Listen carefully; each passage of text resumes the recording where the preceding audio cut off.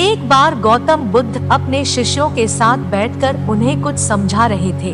बुद्ध के सभी शिष्य बुद्ध को बड़े ध्यान से सुन रहे थे।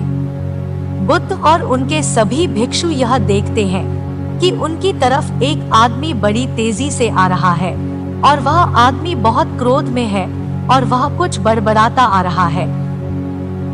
उस व्यक्ति को देख गौतम बुद्ध के कुछ शिष्य समझ जाते हैं कि यह व्यक्ति कुछ गलत करने के उद्देश्य से गौतम बुद्ध के पास आ रहा है। इसीलिए गौतम बुद्ध के 2 शिष्य दौड़कर उस आदमी के पास चले जाते हैं और उसे रोक लेते हैं और उस व्यक्ति से पूछते हैं कि तुम कौन हो और तुम्हें किससे मिलना है।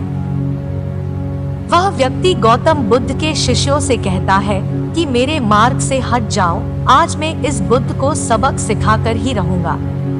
उस व्यक्ति की बात सुन गौतम बुद्ध के शिष्य उस व्यक्ति को शांत करने की कोशिश करते हैं, पर वह व्यक्ति शांत नहीं होता है। बुद्ध उस व्यक्ति को देखते हैं और मुस्कुराते हैं और अपने शिष्यों से कहते हैं कि मेरे प्रिय भिक्षुओं, उसे आने दो मेरे पास, वह मुझसे कुछ कहना चाहता है। बुद्ध की आज्ञा का पालन करते हुए बुद्ध के भिक्षु उस व्यक्ति के मार्ग से हटते हैं और वह व्यक्ति बुद्ध के पास आकर खड़ा हो जाता है। जैसे ही व्यक्ति बुद्ध के पास पहुंचता है, वह बुद्ध को गालियां देना शुरू कर देता है। बुद्ध उस व्यक्ति की गालियां सुनते रहते हैं, परंतु उसे कोई भी उत्तर नहीं देते। बहुत देर तक बुद्ध को गालियां देने के बाद वह व्यक्ति अपने मन में सोचता है कि मेरी गालियों का तो बुद्ध पर कोई भी असर नहीं हो रहा है। इसीलिए उस व्यक्ति का क्रोध और भी ज्यादा बढ़ जाता है और वह व्यक्ति बुद्ध के ऊपर थूक देता है। उसके बाद बुद्ध एक कपड़ा उठा देते हैं और उस थूक को पोंछ देते हैं। यह देखकर गौतम बुद्ध के सभी भिक्षु क्रोध से भर जाते हैं, पर बिना बुद्ध के आज्ञा के कोई भी भिक्षुक अपना क्रोध प्रकट नहीं करता। वह व्यक्ति दोबारा से बुद्ध के ऊपर थूकता है और बुद्ध दोबारा से एक कपड़ा उठाते हैं और उस थूक को साफ कर लेते हैं और मुस्कुराकर इस व्यक्ति से कहते हैं कि मित्र, तुम कुछ और कहना चाहते हो। जैसे ही वह व्यक्ति बुद्ध का यह प्रश्न सुनता है, वह व्यक्ति भीतर तक हिल जाता है और वह व्यक्ति बुद्ध को कोई भी उत्तर नहीं दे पाता है और तुरंत वहां से चला जाता है। बुद्ध के सभी भिक्षुओं के मन में यह प्रश्न होता है कि उस व्यक्ति ने बुद्ध का इतना अपमान किया, लेकिन बुद्ध ने उस व्यक्ति को यह क्यों कहा कि क्या वह और कुछ कहना चाहता है। सभी भिक्षुओं में से एक भिक्षुक बुद्ध से कहता है कि आपने उस व्यक्ति से यह क्यों कहा कि क्या वह कुछ और कहना चाहता है, जबकि यह तो स्पष्ट था कि वो व्यक्ति यहाँ कुछ कहने नहीं आया था, बल्कि वह तो आपका अपमान करने आया था। क्या आप उसके द्वारा किए गए अपमान को नहीं देख पाए? बुद्ध मुस्कुराते हैं और अपने सभी भिक्षुओं से कहते हैं कि मेरे प्रिय भिक्षुओं, अपमान और सम्मान उसे नजर आता है जो इन दोनों से चिपके हुए होते हैं। मैं इन दोनों से भी ऊपर उठ चुका हूँ, इसीलिए ना तो मुझे परेशान कर सकता है और ना ही सम्मान मुझे प्रसन्न कर सकता है। वह व्यक्ति बुद्ध का अपमान करके अपने घर तो चला जाता है, लेकिन पर पूरी रात सो नहीं पाता है।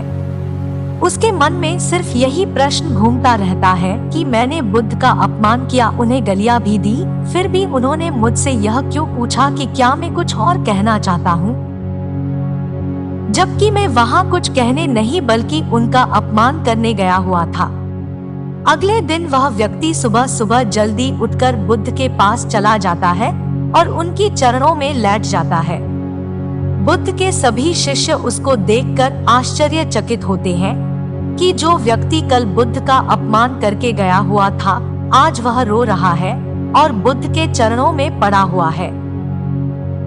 बुद्ध उस व्यक्ति को उठाते हैं और उस व्यक्ति से कहते हैं कि मित्र, क्या तुम और कहना चाहते हो? इतने में ही बुद्ध का एक भिक्षुक बुद्ध को टोकता है और उनसे पूछता है कि बुद्ध, जब कल यह व्यक्ति आपका अपमान कर रहा था, तब भी आपने यही बात कही थी कि क्या तुम्हें कुछ और कहना है? और आज यह व्यक्ति आपके चरणों में पड़ा रो रहा है। आप तब भी यही बात कह रहे हैं। इसका क्या अर्थ है? बुद्ध कृपा कर समझाइए हमें। बुद्ध कहते हैं कि बात को कहने के लिए शब्द असमर्थ है। कल भी यह व्यक्ति मुझसे कुछ कहना चाहता था पर शब्द असमर्थ थे। इसीलिए क्रोध में आकर उसने मुझ पर थूककर इसने वो बात मुझसे कहने का प्रयास किया और आज भी शब्द असमर्थ इसके आंसू कह रहे हैं जो यह कहना चाहता है। उसके बाद वह व्यक्ति बुद्ध से कहता है कि बुद्ध मुझे क्षमा कीजिए, मैंने आपका अपमान किया है। बुद्ध कहते हैं कि तुम्हें क्षमा मांगने की कोई भी आवश्यकता नहीं है, क्योंकि क्रोध भी तुमने किया और उसकी पीड़ा भी तुमने ही पाई है। इसमें तुमने दूसरे किसी को क्या नुकसान पहुंचाया है? बुद्ध अपने सभी भिक्षुओं और उस व्यक्ति से कहते हैं, क्रोध जलते हुए अंगारे की तरह है जिसे हम अपने हाथ में पकड़ते हैं किसी और पर फेंकने के लिए, और सर्वप्रथम उस अंगारे से हमारा ही हाथ जलता है। दोस्तों, यह गौतम बुद्ध के जीवन की कहानी को पढ़कर आपको क्या सीखने को मिला? यह नीचे कमेंट बॉक्स में कमेंट करके जरूर बताएं। साथ ही अपने दोस्तों के साथ इस कहानी को शेयर करना न भूलें।